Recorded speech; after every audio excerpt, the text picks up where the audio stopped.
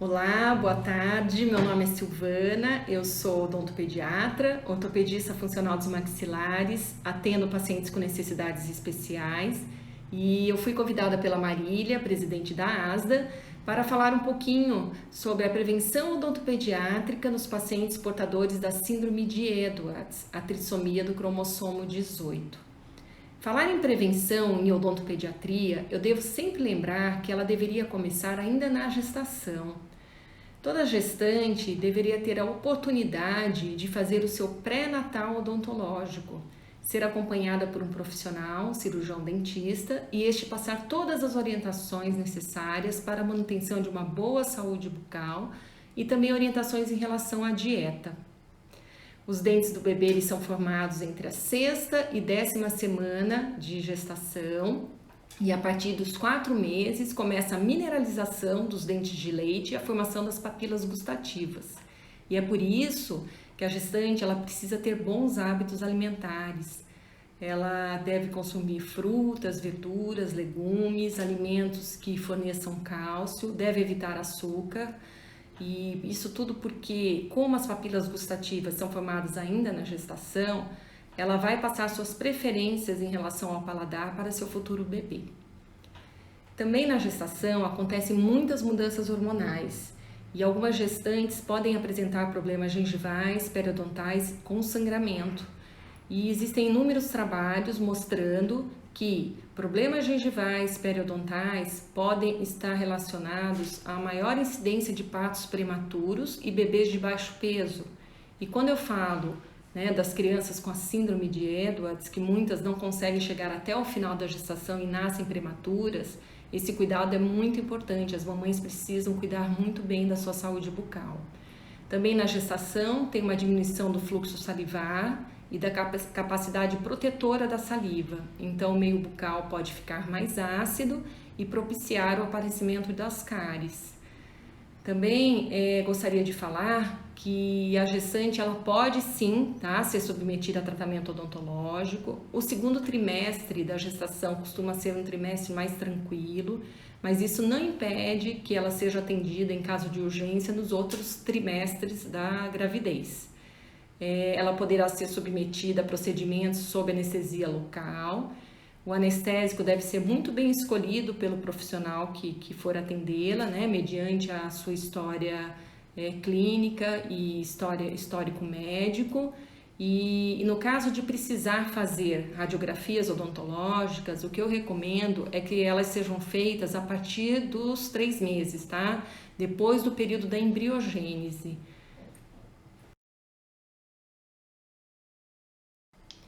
Conversando com a Marília, eu pedi para que ela me encaminhasse as dúvidas dos pais em relação à saúde bucal dos bebês e crianças com a síndrome de Edwards. E uma das questões foi quando eu devo levar a primeira vez o meu filho ao odontopediatra e com que periodicidade. A primeira consulta do bebê ao odontopediatra deveria coincidir com o nascimento do primeiro dentinho de leite. Mas, como eu disse lá no início da minha apresentação, seria muito importante que ainda lá no período gestacional, durante o pré-natal odontológico e o pré-natal médico, que a mãe recebesse informações sobre a amamentação. Eu sei que muitas crianças não conseguem ser amamentadas, mas as informações sempre são muito valiosas. Em relação à consulta ao odontopediatra, ela é muito importante, será o primeiro contato da família e da criança com o profissional, mas muitas vezes o nascimento do primeiro dentinho de leite pode coincidir com o período de internação da criança. Então, o que eu costumo orientar é que quando a saúde da criança estiver mais estável, que ela tiver alta hospitalar, que estiver em casa, mais tranquila, aí sim é o momento oportuno dos pais procurarem ajuda profissional. Durante essa primeira consulta, será feita uma anamnese detalhada, com todo o histórico médico da mãe, as intercorrências durante a gestação, também sobre o parto, como foi o parto, o período pós-parto, quais foram as implicações clínicas do bebê, se teve alguma intercorrência com ele, se ele precisou ser submetido a algum tipo de intervenção cirúrgica. Também será feito um exame clínico e físico bem detalhado.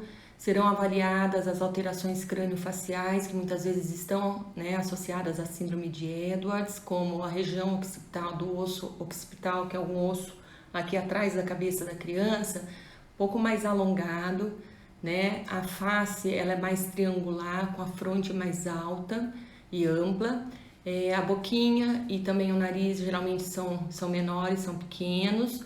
O céu da boca é mais profundo e estreito e pode, em alguns casos, ter associação de fendas labiais e palatinas.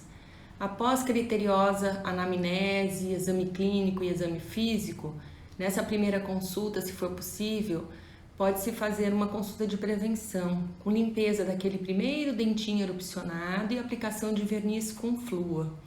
E também nessa consulta, o profissional passará todas as informações, né, sobre a manutenção da higiene bucal.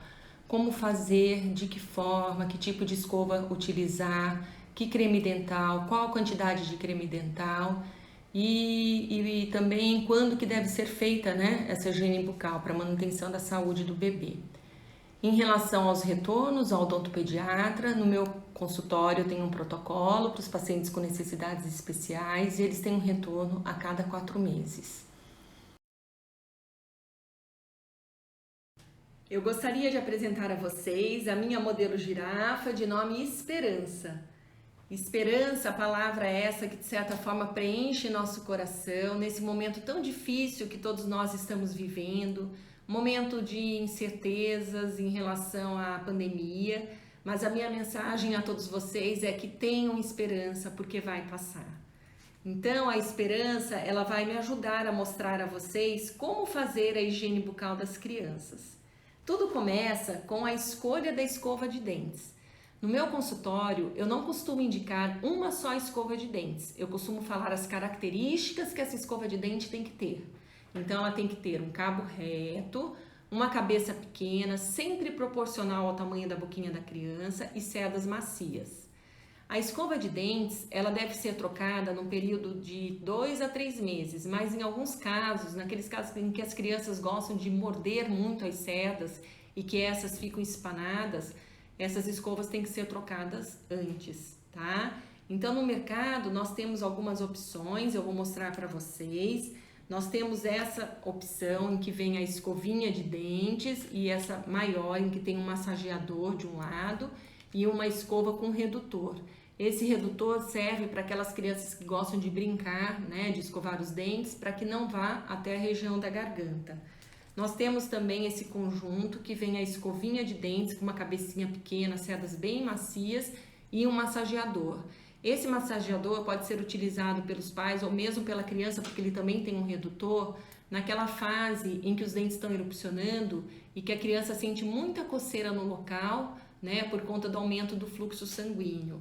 Temos também uma marca no mercado em que vem 3 tipos diferentes, né, de tamanho de cabeça de escova. Como eu falei, tem que ser sempre proporcional ao tamanho da boquinha da criança. Então essa é a primeira escovinha com uma cabeça pequena para crianças até 2 anos. Aqui para criança de 2 a 3 anos e essa um pouco maior que pode ser utilizada para as crianças maiores, tá? E sempre lembrar que tem que ser com cerdas macias. Em relação ao uso do fio dental, é muito importante o hábito do uso do fio dental, principalmente naqueles lugares entre um dente e o outro, que são os espaços que a gente chama interproximais, entre um dente e outro. E quando nascem os molares, né, descidos. Então, nós temos a opção desses fios montados, porque eu acho que para as crianças com necessidades especiais, talvez seja mais fácil para os pais, né, iniciarem o hábito com esse tipo de fio, tá? Esse tipo de fio a gente encontra no mercado, tá? Para comprar. Em relação ao creme dental, ele tem que ser um creme dental com flúor, pode ser um creme dental infantil que tenha 1.100 partes por milhão de flúor. Aqui tem 3 marcas diferentes, todas elas com flúor. É muito importante a proteção que o flúor dá para os dentes de leite. E como sabemos que as crianças com a síndrome de Edwards podem ter uma predisposição maior, tá, ao aparecimento de cáries e problemas gengivais, muitas vezes relacionados às medicações, né, que as crianças tomam, então é importante que ela tenha essa proteção do flúor. O que vai mudar é a quantidade de creme dental na escova. Para crianças até 2 anos, tem que ser um grão de arroz cru. De 2 a 4 anos, um grão de arroz cozido. Acima de 4 anos, um grão de ervilha. Aí muitos pais me perguntam, mas doutora, o meu filho, ele tem traqueostomia, ele não consegue cuspir, como é que eu devo fazer? Então, nesses casos, tem que ter a ajuda de uma gaze para remover o resíduo que ficar do creme dental ou com a ajuda do sugador.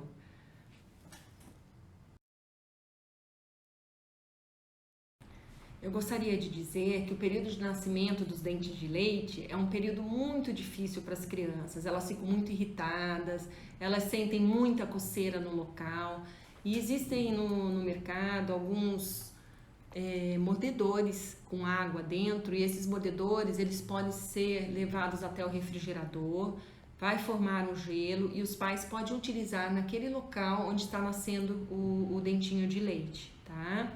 Em relação à escovação, para aquelas crianças que mastigam normalmente, ela deve ser feita sempre após as refeições. Então, após o café da manhã, após o almoço, após o jantar. E se ela se alimentar entre o jantar e a hora de dormir, tem que ser feita a escovação novamente. Para as crianças que têm gastrostomia, eu sempre oriento a fazer no período da manhã e à noite antes de dormir.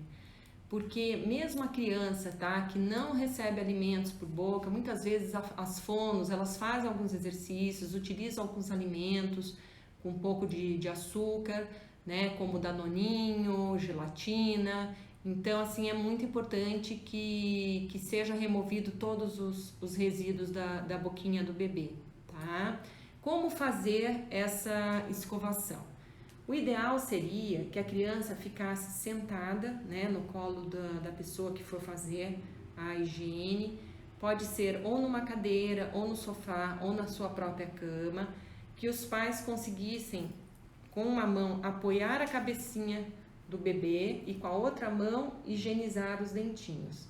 Então, deve-se começar sempre aqui pelo lado de fora dos dentes superiores, pegando um grupinho de 2 dentes e fazendo 8 movimentos circulares. Aí vai fazendo todo o lado de fora dos dentes, contando de 8 a 10 movimentos a cada grupinho de 2 dentes, fazendo todo o lado de fora. Volta pelo lado de dentro, fazendo também movimentos circulares. Quando estiver aqui na frente, na região dos incisivos, puxar, tá, a escova como se fosse uma vassourinha, tá? Puxa a sujeira para fora e continua fazendo movimentos circulares até chegar no último dentinho. Nessa região, tá, onde se mastiga, tem que se fazer um movimento de vai e vem. Também 8 movimentos, mas 8 movimentos lentos. 1, 2, 3, 4, 5, 6, 7, 8. Do outro lado também, contando 8 vezes. E no último movimento, eu costumo falar que é o movimento do para-brisa do carro. Então, o último dentinho, esse movimento, de um lado e do outro lado. Aí nós vamos para a arcada inferior. Então, começamos pelo lado de fora dos dentes, fazendo também movimentos circulares, em cada grupinho de 2 dentes, de 8 a 10 movimentos, todo lado de fora, 8 a 10 movimentos. Volta fazendo pelo lado de dentro, o mesmo movimento. Aqui na frente, deixa eu só puxar a linguinha aqui da esperança. Fazer a vassourinha. Continua pelo lado de dentro, continua fazendo um movimento circular.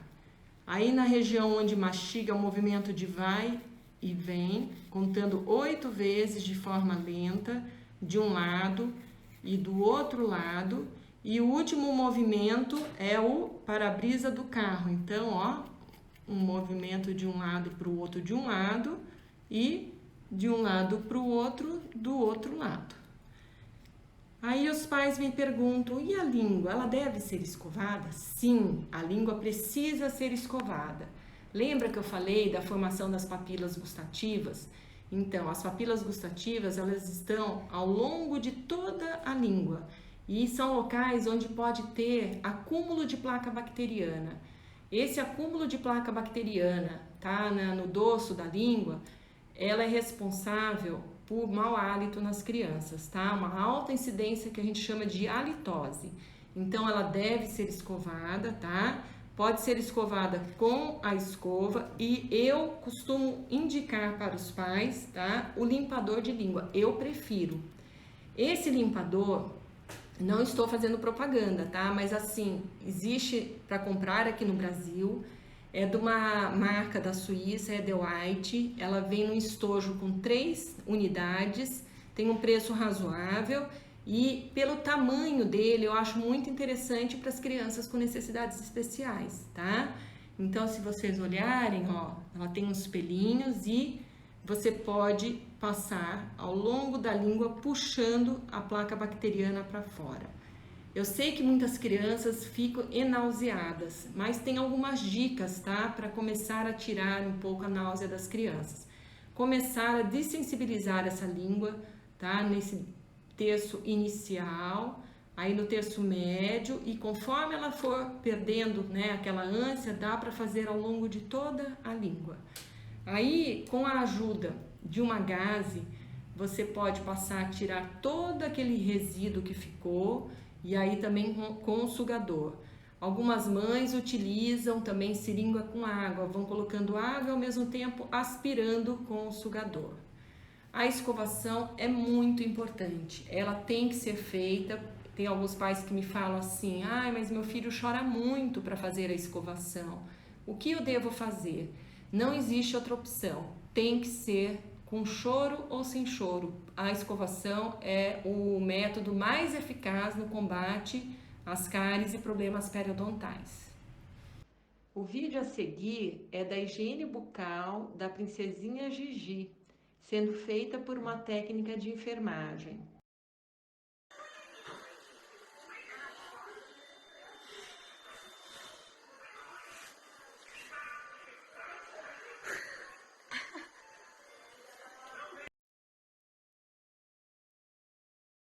Após a escovação, as cerdas devem ser limpas em água corrente para remoção de todos os resíduos de creme dental. Então tem que colocar em água corrente, secar bem as cerdas com a ajuda de um papel descartável e as cerdas elas devem ser protegidas. Então deve ter uma capinha como esta, tá? Não deve se colocar várias escovas juntas, né, no mesmo local. Elas devem estar longe do vaso sanitário também. Existe um protetor de cerdas que pode ser colocado no espelho do banheiro, tá? Que tem umas ventosas e aí também funciona muito bem, tá? Esse tipo de protetor.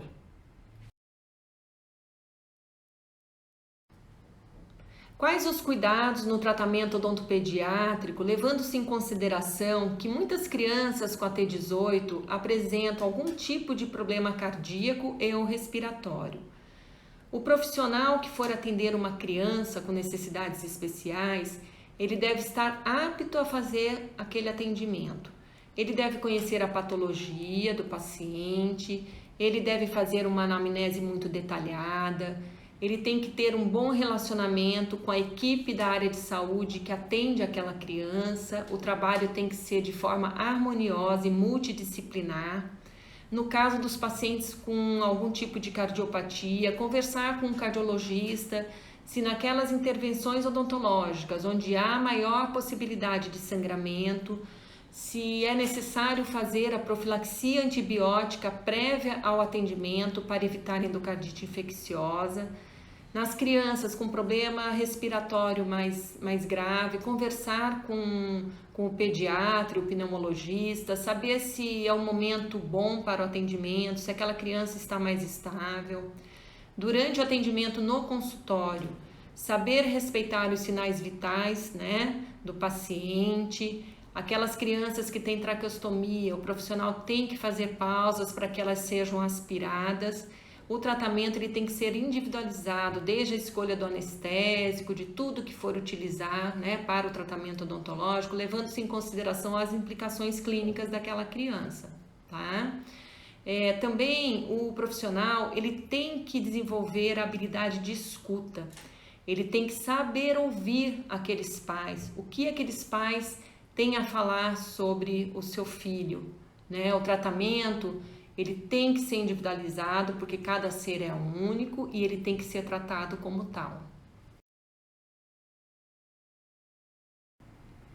O que fazer para minimizar a ação dos medicamentos utilizados pela criança na formação e manutenção de uma boa dentição?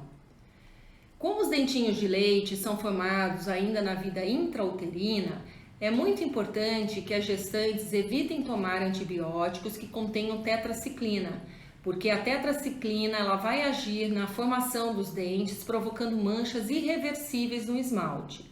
Após o nascimento dos primeiros dentinhos de leite, deve-se ter muito cuidado com os xaropes e com as soluções antibióticas, porque elas contêm em sua fórmula uma quantidade exorbitante de açúcar.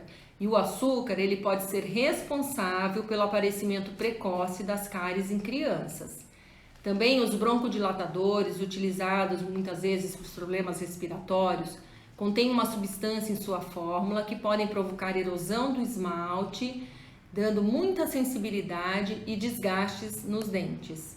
Os anticonvulsivantes, antiepiléticos, as drogas imunossupressoras, elas têm ação mais na parte gengival. Pode provocar um aumento da gengiva e sangramentos. E o que fazer para minimizar esses problemas?